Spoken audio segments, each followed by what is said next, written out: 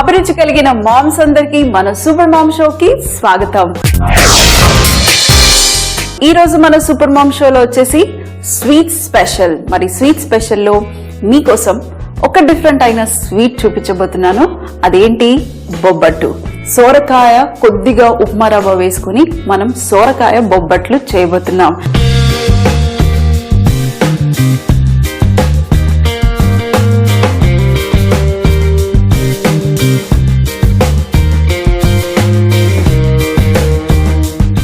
ఈ లేతటి సొరకాయ పొట్టు ఉంది కదండి, ఆ పొట్టుని మీరు అస్సలు పడేయకండి. పచ్చడి చేసుకోవచ్చు మీరు, చాలా బాగుంటుంది. మనం దీన్ని ఇప్పుడు సన్నగా తురిమేసుకుందాం. అయితే ఎప్పుడైనా సొరకాయని బయట పెట్టేశారనుకోండి, ఇది కలర్ వచ్చేస్తుంది, నల్లగా అయిపోతుంది. ఏం పర్వాలేదు, కొద్దిగా లావుగా కావాలంటే లావుగా తురిమేసేయండి, కొంచెం సన్నగా కావాలంటే సన్న తీసుకుని తురిమేసేసేయండి. మనకి గింజలు లేకుండా ఈ సొరకాయ ఇంత చక్కగా వచ్చిందో చూడండి. ఇది మనం లైట్ గా ఉడికించుకొని కొంచెం గట్టి పడటానికి ఇందులో మనం రవ్వ వేసుకుంటాము. అయితే ఫస్ట్ గా నేను ఇందులో కొద్దిగా బాదాం పప్పు పాన్ ఆన్ చేశాను, అలాగే కొద్దిగా కాజు పీసెస్ గా వేసుకుంటే మనకి బొబ్బట్లోకి అడ్డొస్తుంది, ఒత్తటానికి రాదు. అందుకనే నేను ఇవి లైట్ గా వేగనిచ్చి ఆ తర్వాత ఇది మనం మిక్సీలో వేసుకుని పొడి చేసుకుంటాను. మరి ఇవి కాస్త వేగిపోయాయి. ఇప్పుడు దీన్ని నేను మిక్సీ జార్లో వేసుకుని ఒక్కసారి కోర్స్గా నేను గ్రైండ్ చేసుకుంటాను. అలాగే ఇదే ప్యాన్లో కొద్దిగా రవ్వ కూడా వేయించుకుందాం, ఎందుకంటే పచ్చి రవ్వ కదా, కొంచెం వేయించుకుంటే బాగుంటుంది. స్లో ఫ్లేమ్లో మీరు కావాలంటే కొద్దిగా నెయ్యి వేసుకొని కూడా వేయించుకుంటే సరిపోతుంది. సో అది వేగే లోపల నేను ఈ బాదం పప్పు కాజు పప్పుని గ్రైండ్ చేసుకుంటాను. ఇందులో మీరు కావాలంటే నువ్వులు పల్లీలు ఇవన్నీ కూడా వేసుకుని పొడి చేసుకుని వాడుకోవచ్చు.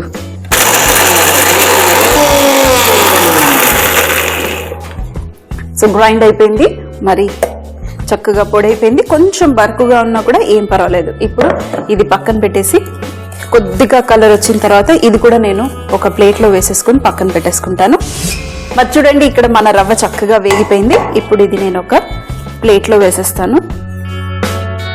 మరి మన సోరకాయ కొంచెం ఉడికిన తర్వాత రవ్వను వేసేసుకుంటాను. సో ఫస్ట్గా ఇక్కడ నేను సోరకాయ కుక్ చేసుకోవటం కోసం కొద్దిగా నెయ్యి, అలాగే మరి మిగతా నెయ్యి మనము బొబ్బట్లు చేసుకోవటానికి ఆ నెయ్యి వాడుకుందాం. ఈ వాటర్తో పాటు వేసేసేయండి, ఏం పర్వాలేదు. లేదు అని అంటే ఈ వాటర్ని మీరు కావాలంటే పిండి తడుపుకోవటానికి వాడుకోవచ్చు. సో ఇప్పుడు నేను కొంచెం ఫ్లేమ్ పెంచేస్తున్నాను. ఇది ఒక 2 to 3 minutes స్లోగా ఉడికిచ్చేస్తే సాఫ్ట్ అయిపోతుంది. ఇది మరీ ఎక్కువగా సాఫ్ట్ కూడా అవ్వాల్సిన అవసరం లేదు. ఒక 3 minutes స్లో ఫ్లేమ్లో ఉడికిచ్చేస్తాను. అంతలోపల ఇక్కడ నేను పిండి కలుపుకుందాం మన బొబ్బట్లు చేసుకోవటానికి. ఇక్కడ కొద్దిగా మైదా పిండి, అలాగే మీకు ఇష్టం అండి 2-3 టేబుల్ స్పూన్ల గోధుమ పిండి వేసుకోండి. చాలా మంది చాలా రకాలుగా తడుపుకుంటూ ఉంటారు ఈ బొబ్బట్టు పిండి. నేను కొంచెం సాల్ట్ వేస్తాను, కొంచెం స్వీట్ కదా, కొద్దిగా సాల్ట్ వేస్తే బాగుంటుంది. అలాగే ఇందులో కొద్దిగా నెయ్యి కూడా, నెయ్యి కానీ నూనె కానీ వేసారనుకోండి మన బొబ్బట్లు సాఫ్ట్గా ఉంటాయి. ఇది ఇప్పుడు మనం మెత్తగా తడిపేసుకుందాం. సో వాటర్ వేసేసుకుని మనం కొంచెం సాఫ్ట్గా తడిపేసుకుంటే సరిపోతుంది. కొంచెం కొంచెంగా వాటర్ వేసుకోండి, మరీ ఎక్కువగా వాటర్ వేసుకుంటే టూ మచ్ సాఫ్ట్ అయిపోతుంది. ఇప్పుడు చూడండి, బాగా నీట్ చేసేసి ఒక 10 minutes వరకు రెస్ట్ చేసేసేయండి. ఆ తర్వాత మనం ఇంకా స్టఫ్ చేసేసుకోవటమే. ఇది రెస్ట్ అయ్యే లోపల స్టఫింగ్ కూడా రెడీ అయిపోతుంది. సో ఇది పక్కన పెట్టేస్తాను ఒక 5 to 8 minutes. అంతలోపల ఇది ఒక్కసారి మనం మిక్స్ చేసుకుందాం. స్లోగా ఉడికిస్తున్నాను కాబట్టి ఫాస్ట్గా ఉడికిపోతుంది. ఇంకొక 2 minutes అంతే సరిపోతుంది. మనం మూత తీసేసి ఒక్కసారి మిక్స్ చేసేసేయండి. చూడండి, పర్ఫెక్ట్గా ఉంది, సాఫ్ట్ అయిపోయినట్టే. ఇప్పుడు మనం ఇందులో రవ్వ వేసుకుందాం. మరీ ఎక్కువగా కాదు, కొంచెం రవ్వ మనకి ఉడకాలి. షుగర్ వేసిన తర్వాత కొంచెం పలుకు మీద ఉండే అవకాశం ఉంది, అందుకే ముందే రవ్వ వేస్తున్నాను. కొద్దిగా ఫస్ట్ ఒక్కసారి మిక్స్. మన సొరకాయ నుంచి నీరు ఊరుతుంది కదా, ఆ నీరుతోనే మన రవ్వ ఉడికిపోతుంది. అది ఉడికేంత వరకు మనం ఉడికించుకుందాం. కావాలంటే మీరు ఒక్క చుక్క వాటర్ వేసుకున్నా పర్వాలేదు, పాలు వేసుకున్నా పర్వాలేదు. కొద్దిగా వేస్తున్నాను ఈ రవ్వ లైట్గా ఉడకటానికి. మూత పెట్టే ముందు ఇందులో మనం ఇలాచీ పొడి ఫ్లేవరింగ్ కోసం వేసేసి ఒక్కసారి మూత పెట్టి ఇంకా స్లోగా ఒక 2 minutes ఉడికిచ్చేసుకుంటే రవ్వ ఉడికిపోతుంది. రవ్వ ఉడికిపోయినట్టే. మరీ ఎక్కువగా రవ్వ వేసుకోకండి, కొంచెం వేసుకుంటే సరిపోతుంది. మరి టూ మచ్గా రవ్వ వేసేసుకుంటే ఎక్కువగా రవ్వలాగా అనిపిస్తూ ఉంటుంది, అప్పుడు మళ్ళీ వాటర్ వేయాల్సి వస్తుంది. సో ఇది పర్ఫెక్ట్గా ఉంది. ఇప్పుడు మనం ఇందులో తగినంత బెల్లం వేసుకుందాం. కావాలంటే మీరు షుగర్ కూడా వేసుకోవచ్చు. నేను బెల్లం వేసి కుక్ చేస్తున్నాను. కొద్దిగా బెల్లం కరిగేంత వరకు ఉడికించుకోవాలి. ఇంకా సేమ్ ఈ ప్రాసెస్ అంతా మనము మామూలుగా పూర్ణం ఎలా చేసుకుంటామో సేమ్ అలాగే మనం ఏదైతే పొడి చేసి పెట్టుకున్నామో మన బాదం పప్పు పొడి, ఆ పొళ్ళు కూడా ఇందులో. పిల్లలకి పొడిలు చేసేసి మీరు వాడేశారనుకోండి, తెలియకుండా తినేస్తారు. మంచి సువాసన వచ్చేస్తుంది వేగానే. పూర్ణం పిండి అయితే బాగా ఉడికించాలి. సో ఇదైతే అంతగా అవసరం లేదు, బెల్లం కొంచెం కరిగితే సరిపోతుంది. స్వీట్నెస్ సరిపోయిందా లేదా? బొబ్బట్టుకి కొంచెం ముందుగానే స్వీట్ ఉండాలి, ఇంకొంచెం పడుతుంది. బొబ్బట్టు కదా, మళ్ళీ చపాతీ పిండి ఉంటుంది కాబట్టి కొంచెం స్వీట్ ఉంటే బాగుంటుంది. ఒక 2 minutes లో ఈ బెల్లం మొత్తం కరిగిపోతుంది. ఆ తర్వాత మనం ఇంకా బొబ్బట్టు చేసేసుకోవటమే. మరి చూడండి, మిక్స్ చేస్తూ ఉంటే మనకి ముద్దలాగా ఒక లంప్ లాగా అయిపోయింది. మనం నెయ్యి వేసాము, పాన్ కి పట్టుకోకుండా ఈజీగా బయటకు వచ్చేస్తుంది. ఇప్పుడు మొత్తం బెల్లం కరిగిపోయినట్టే. ఇంక ఇది మీరు ఒక ప్లేట్లో వేసేసుకొని కాస్త చల్లార్చుకుంటే సరిపోతుంది. నేను ఇదే దాంట్లో పక్కన వేసేస్తాను. అలాగే మరి ఇవి చేసుకోవటానికి ఒక పేపర్, పాలిథిన్ పేపర్ మీద చేసుకుంటే మనకి బాగా వస్తాయి. నేను కొద్దిగా మిక్స్చర్ తీసుకుని కాస్త చల్లార్చుకుంటాను. ఇప్పుడు ఇది చూస్తే కొంచెం మీకు పల్చగానే అనిపిస్తుంది, కానీ చల్లారిన తర్వాత ఇంకొంచెం గట్టి పడుతుంది. పాన్ పెట్టేసుకుంటాను. అంతలోపల చేతికి కొద్దిగా నెయ్యి రాసేసి ఈ పిండిని బాగా నీట్ చేసుకుందాం. మరి చూడండి, ఇక్కడ నేను చిన్న చిన్న ముద్దలుగా డివైడ్ చేసుకున్నాను. అలాగే ఈ పేపర్ మీద మనం కొంచెం ఎక్స్ట్రాగా నెయ్యి రాయండి, ఏం పర్వాలేదు. మీ చేతికి కూడా కొంచెం నెయ్యి రాసుకోండి. అలాగే ఇక్కడ నేను పాన్ కూడా ఆన్ చేసేసాను, స్లో ఫ్లేమ్లో పెట్టుకున్నాను. ఇప్పుడు మనం దీన్ని గుంటలాగా చేసుకుందాం. సైడ్స్ సన్నగా, మధ్యలో లావుగా. మెత్తగా ఉంది కాబట్టి ఇలా పాలిథిన్ పేపర్ మీదనే చేసుకోవాలి. నెయ్యి మాత్రం కంపల్సరిగా మీరు రాసుకోవాల్సిందే. ఇప్పుడు ఈ మిక్చర్ అయితే ఎప్పుడైనా స్టఫింగ్ అనేది ఎక్కువగా ఉండాలి. ఈ ముద్ద చిన్నగా ఉండాలి, మధ్యలో ఏదైతే ముద్ద ఉందో ఆ ముద్ద పెద్దగా ఉండాలి, అప్పుడే బాగుంటుంది. ఈ ముద్దని మనం మధ్యలో పెట్టేసి మంచిగా రెండు సేమ్గా ఉన్నాయంటే ఇప్పుడు సీల్ చేయటమే. సీల్ చేసేసాను. ఇప్పుడు ఇంకొంచెం నెయ్యి రాసేసి ఇప్పుడు చేయితో ఒత్తేయటమే. మీరు కావాలంటే రోలింగ్ పిన్తో ఒత్తుకోవచ్చు, లేదంటే సింపుల్గా చేయితో కూడా లైట్గా మెల్లిగా ప్రెస్ చేసుకుంటే సరిపోతుంది. చూసారా, ఈజీగా వచ్చేస్తుంది. ఎందుకంటే రెండు సాఫ్ట్గా ఉంది కాబట్టి చక్కగా ప్రెస్ చేయడానికి వస్తుంది. మరి వేడి పెనంపై రెండు వైపులా మంచి రంగు వచ్చేంత వరకు ఈ బొబ్బట్టుని మనం కాల్చుకోవటమే. ఇది పక్కన పెట్టేసి ఇప్పుడు ఇక్కడ పెనం మీద కొద్దిగా నెయ్యి, నేతి బొబ్బట్టు అయితేనే బాగుంటుంది. ఇప్పుడు మనం ఇది పెనంపై వేసేసి కాల్చేసుకుందాం.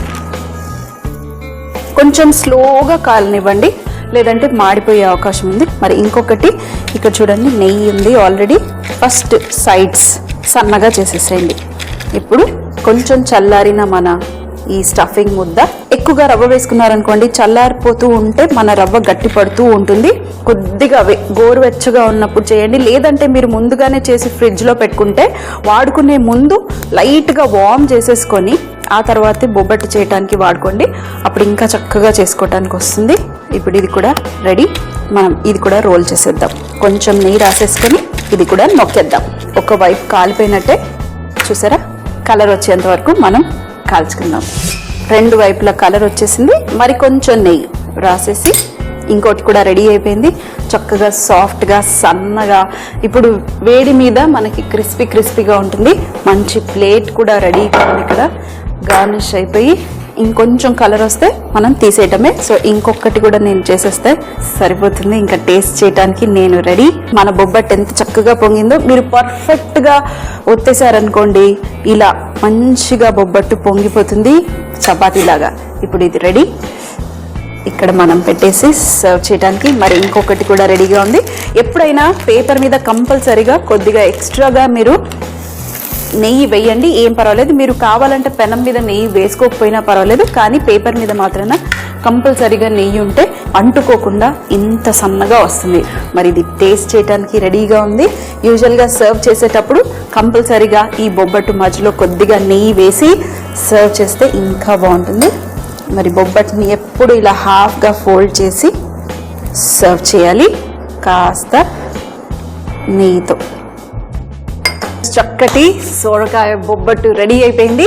టేస్ట్ చేయడం కోసం చూసారా, లోపల కూడా ఎంత ఈక్వల్గా స్ప్రెడ్ అయిపోయింది, మంచిగా చక్కగా సాఫ్ట్గా ఉంది. కొంచెం మనకి రవ్వ అలాగే సొరకాయ లోపల ప్రతి బైట్లో మీకు చక్కగా వస్తుంది. అలాగే మనం ఇందులో డ్రై ఫ్రూట్స్ పొడి కూడా వేసుకున్నాం, ఆ పొడి కూడా టేస్టీగా. ఇవైతే వేడిగా మీరు తినాల్సిందే. ఇవి నా ఫేవరెట్ పర్ఫెక్ట్ స్వీట్, కొంచెం డ్రై ఫ్రూట్స్ ఫ్లేవరు, రవ్వ అనేది చాలా తక్కువగా, సొరకాయ కూడా కరకర లేకుండా సాఫ్ట్గా ఉంది. సొరకాయ బొబ్బట్టు తయారు చేయ విధానం. ముందుగా సొరకాయని పొట్టు తీసి తురిమి పక్కన పెట్టుకోవాలి. ఇప్పుడు స్టవ్ పై పాన్ పెట్టుకుని అందులో కొద్దిగా క్యాషూ నట్స్ మరియు బాదాం వేసుకుని కాస్త రోస్ట్ అయిన తర్వాత మిక్సీ జార్ లో వేసుకుని బరకగా పొడి చేసి పక్కన పెట్టుకోవాలి. ఇప్పుడు అదే బాండీలో తగినంత నెయ్యి వేసుకుని తురిమి పెట్టుకున్న సొరకాయని వేసి కాస్త స్లో ఫ్లేమ్ లో మూత పెట్టుకుని సొరకాయని ఉడకనివ్వాలి. ఇప్పుడు మరొక బాండీ తీసుకుని అందులో మైదా పిండి, తగినంత గోధుమ పిండి, కొద్దిగా సాల్ట్ మరియు నెయ్యి వేసుకుని బాగా మిక్స్ చేసుకుని ఇందులో తగినంత వాటర్ వేసుకుని చపాతీ పిండిలాగా కొంచెం సాఫ్ట్ గా తడిపి కొద్దిగా నూనె వేసుకుని 10 నిమిషాల పాటు రెస్ట్ చేసుకోవాలి.